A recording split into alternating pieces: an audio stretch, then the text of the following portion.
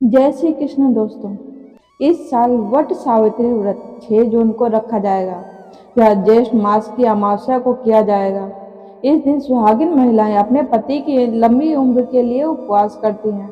ऐसा कहा जाता है कि इस दिन सावित्री अपने पति सत्यवान के प्राण यमराज से वापस लेके आई थी। यूपी, बिहार, झारखंड, उत्तराखंड में इस व्रत की बहुत मान्यता है। इसे ज्येष्ठ कृष्ण पक्ष त्रयोदशी से अमावस्या यानी 3 दिन तक मनाने की परंपरा है। दक्षिण भारत में यह वट पूर्णिमा के नाम से ज्येष्ठ पूर्णिमा को मनाया जाता है। इस दिन बड़ के पेड़ के नीचे पूजा की जाती है। ऐसा माना जाता है कि जिस तरह बड़ के पेड़ की उम्र लंबी होती है, उसी तरह महिलाओं के पति की भी उम्र लंबी हो।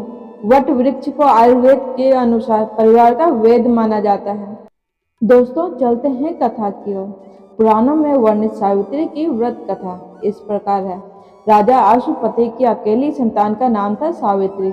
सावित्री ने वनवासी राजा धूमतसेन के पुत्र सत्यवान से विवाह किया था, लेकिन जब नारद जी ने उन्हें बताया कि सत्यवान की आयु आधी है, तो भी सावित्री ने अपना फैसला नहीं बदला और सत्यवान से सब कुछ जानबूझकर शादी कर ली। सावित्री ने सभी राजमहल के सुख और राज वैभव त्याग कर सत्यवान के साथ उनके परिवार की सेवा करते हुए वन में रहने लगी। जिस दिन सत्यवान के महाप्राण का दिन था, उस दिन वह लकड़ियां काटने जंगल गए हुए थे। अचानक बेहोश होकर गिर पड़े। उसी समय यमराज सत्यवान के प्राण लेने आए।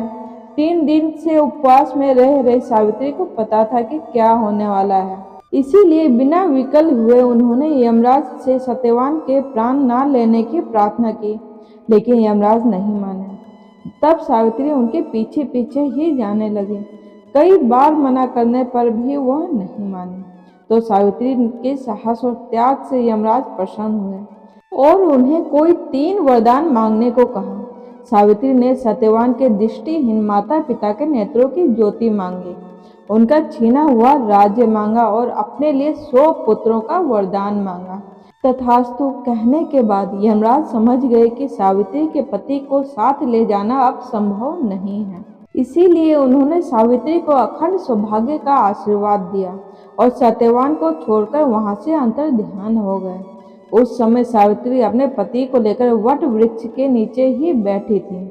इसीलिए इस दिन महिलाएं अपने परिवार और जीवन साथी की दीर्घायु की कामना करते हुए वट वृक्ष को भोग अर्पण करती हैं, उस पर धागा लपेटकर पूजा करती हैं।